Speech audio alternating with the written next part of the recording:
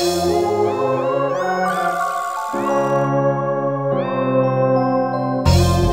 don't know if you know, but there are a lot of Somali youngsters, 15, 16, 17, 18, 19, in prison.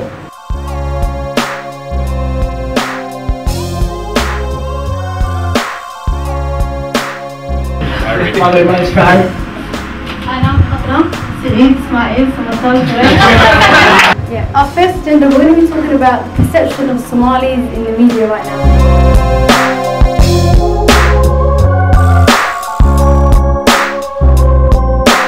Why have we just disintegrated to this chaos that is happening to us right here, right now? No, never says, what can we do? The solution. Where's the fathers? If the fathers are not bringing up their kids, then where are they? What did your dad used to do in Somalia? Maybe perhaps what we need to do is bring the good fathers forward and let them speak as well.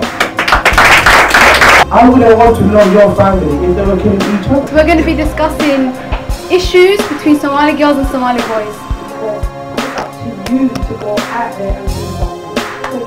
I can be a lawyer, you can be a lawyer. Guys are more masculine, more testosterone drone. So, end of the day, you're going to get involved in the street.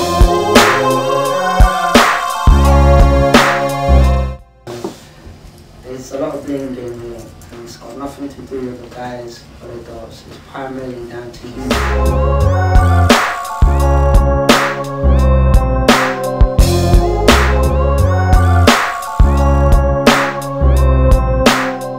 To be honest, the Somali community measurement society ka tagintay UK waxay u egtahay inaan ugu hooseyno dadka Soomaalidu waa dad horta la mid ah dadka kale ee ajnabiga ee waddanka yimid. What I would say is we stand in one of the lowest, and the way that's what I think.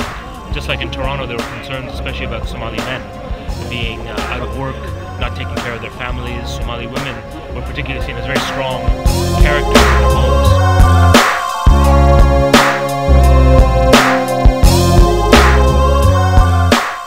Obviously, like myself and all other Somalis, we're going to face problems, but it's not about that. It's how we work together to overcome them problems.